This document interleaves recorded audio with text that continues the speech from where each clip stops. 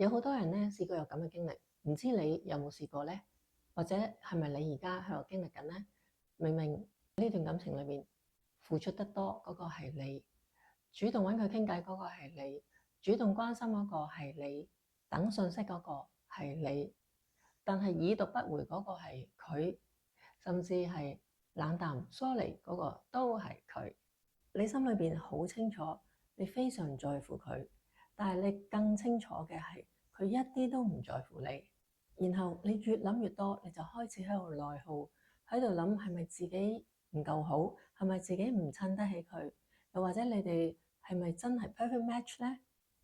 於是你就會喺網上揾好多方法，希望能夠令到佢主動諗起你，主動聯絡你，甚至係離唔開你。但我今日話俾你聽，其實你唔需要死纏爛打，亦都唔需要低聲下氣去挽回，你只需要啟動宇宙嘅吸引力法則，用正確嘅意念同埋能量頻率，咁就已經可以令佢日日夜夜諗起你，同埋主動去揾你。呢啲唔係幻想，亦都唔係迷信，而係吸引力法則同埋你嘅潛意識共同運作嘅力量。而家我哋就一步一步教你點樣做。我哋用4個實用嘅步驟，令宇宙幫你喺呢段感情奇蹟咁逆轉。Hello，大家好，歡迎嚟到宇宙愛神呢個 channel。第一次嚟嘅朋友，我係 Anita，我係一個吸引力法則導師。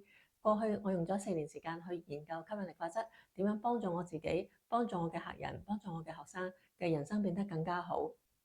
今日我會同你分享4個步驟，令到你喺感情上邊唔需要再咁辛苦、咁卑微，因為實在唔值得。因為人生唔係太長嘅時間，我哋嘅愛情係需要大家好愛、好關心、好開心咁樣去一齊度過，而唔係需要好卑微、好低下去乞求別人嘅愛。好啦，咁我哋馬上睇下呢4個步驟係乜嘢啦。Let's go！第一步，我哋要放下執念，釋放能量嘅阻力。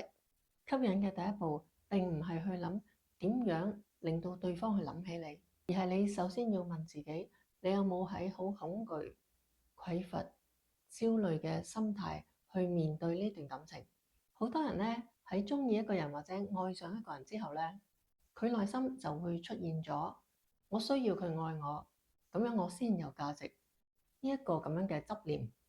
而呢一種能量係令到你散發一啲你好焦慮、好失衡嘅頻率，宇宙係唔會回應呢一種震動，佢只會反映你內心嘅匱乏，令到對方更加疏遠你。所以我哋而家開始閉上眼睛，深呼吸，想像你將佢嘅執念好似氣球一樣慢慢放手，令呢個氣球慢慢飄上天空。你仲可以講一句說話：我釋放咗控制，選擇相信宇宙會俾我最好嘅安排。當你真係學識放下，宇宙就會有空間將啱嘅人、啱嘅機會送去你身邊。第二個步驟係重設自我價值，提升磁場頻率。想要吸引對方日日夜夜掛住你，關鍵唔係你有幾愛佢，而係你有幾愛自己。從今日開始，你要做嘅係重新定義你喺感情之中嘅價值。你要同自己講，你係值得被關心，同埋你係值得俾人成日掛住你嘅。你可以每一日起身之後對住塊鏡講以下呢3句。第一句，我值得擁有真誠又深刻嘅愛。第二句係，我係獨一無二，我係令人無法忘懷嘅人。第三句係，我嘅能量正在吸引我想要嘅感情。你嘅頻率係會改變你吸引嘅結果。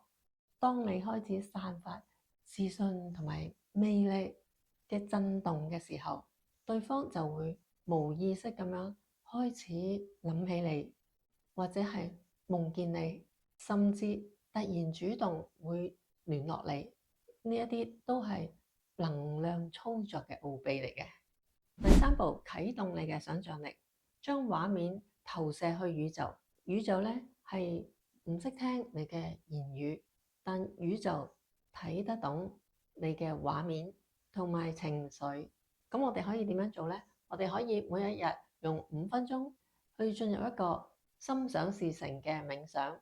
我哋可以坐低，合埋眼，深呼吸3次，然後想像下你同對方一齊行緊街，佢拖住你隻手，望住你講：我一直喺度諗起你。你感受一下當下你嗰種幸福、開心同埋被愛嘅感覺。呢一種做法唔係教你去發夢，而係用你嘅意念創造實相。當你將呢個畫面不斷重複，宇宙就會開始調整你嘅能量場，令到呢個情景成為事實。第4步係信任宇宙，將行動同我哋等待接收同時進行。呢個係最後一步，亦都係最容易俾人忽略嘅一步。呢個就係我哋要放手相信，並且唔去懷疑。好多人做完呢個冥想，吸引完過咗2日都未見佢聯絡你喎，咁你就會話：係咪冇效㗎？係咪佢根本唔會嚟揾我啊？而呢一種懷疑係會立即中斷咗你吸引力嘅通道。你要做嘅呢，就喺生活之中保持得開開心心，令到你自己成為嗰個，即使佢冇出現，你都係一個好幸福嘅人。咁先算係吸引嘅真正力量。當你發信息俾對方嘅時候，你唔係抱住一個期待回應或者焦慮，而係帶住我知道你會諗起我，帶住呢個信念發出信號。